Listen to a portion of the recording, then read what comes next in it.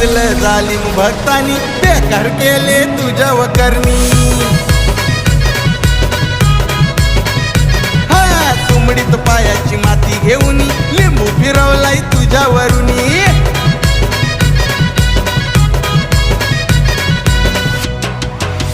ये बाबा काय सांगू तुला